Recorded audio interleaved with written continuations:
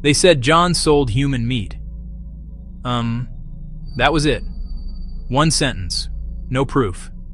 Just a whisper that landed in the village of Kitwa, like a drop of poison in a clean well.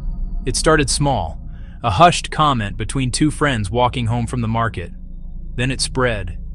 It caught the wind and traveled from doorway to doorway, each retelling adding a little more spice, a little more horror.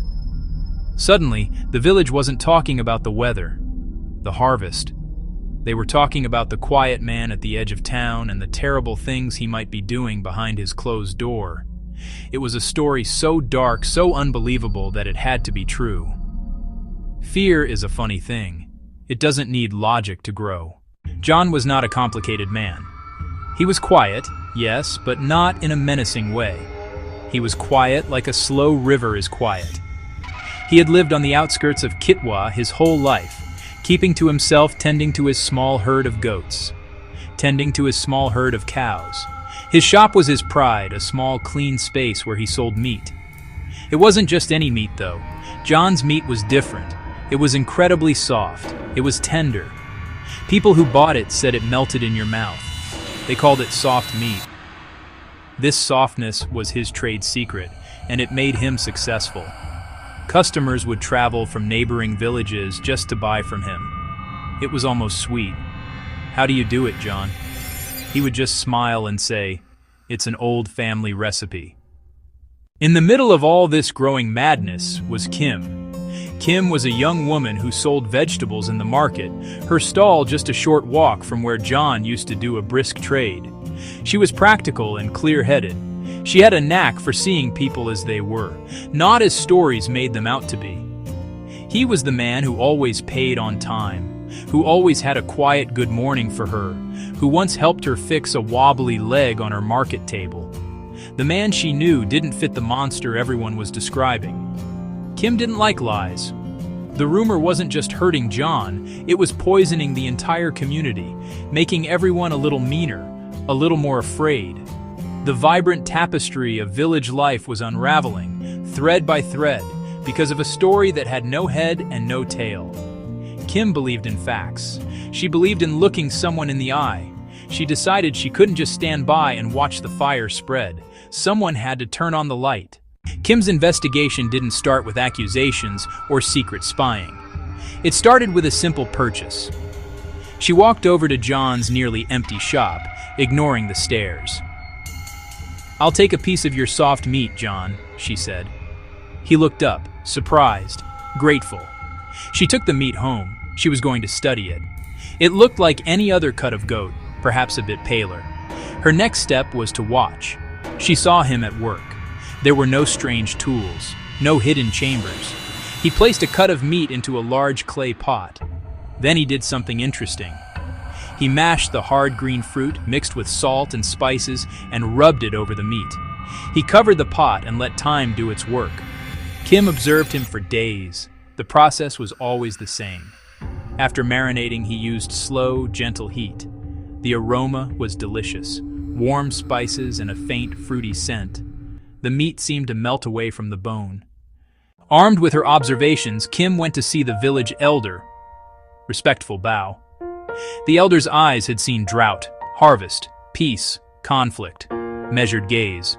He sat under the great baobab where wisdom was shared. Wide tree.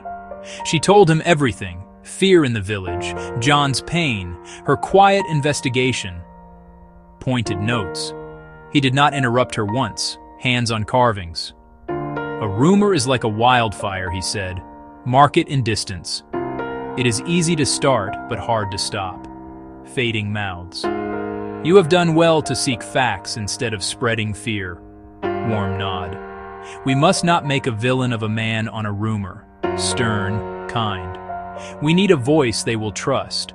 The word of the healer is respected." Healer greeted. "His job is to separate what is wholesome from what is harmful." Careful hands. "Go to him. Let him examine the meat." Guiding hand. The elder gave her a path forward, determined stride. The villagers had to be led to the truth, to see it for themselves. Gathering silhouettes.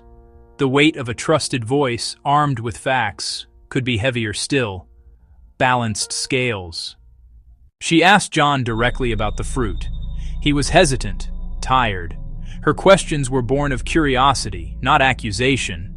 She asked about the green fruit she'd seen him mash. He let out a long sigh and began to explain. The fruit was called mabi. It grew on tough bushes by the river. Most ignored it. His mother discovered its secret property. Its juice breaks down toughness in meat, a natural tenderizer. Not dark magic, simple, inherited chemistry. He coats the meat with mashed fruit, salt, and spices, and lets it marinate for 2 nights. The juice softens the fibers. Slow cooking makes it spoon tender. The slight sweetness comes from the fruit. There were no hidden rooms, no forbidden ingredients. A gift from the river. Even with the secret revealed, the rumor was too powerful. So Kim went to the local healer. He was respected for his knowledge of plants, foods, and the body. She brought cooked and raw, marinated pieces. He examined them in bright sunlight.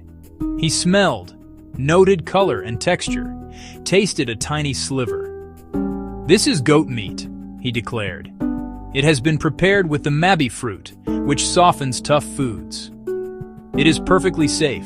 It is not human. There is no sign of anything unnatural here."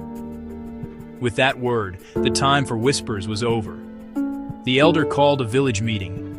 Everyone came, fear, anger, curiosity. The elder called for silence. Kim described mabi, the long marination, the slow cooking. "The meat is safe. The meat is from our animals.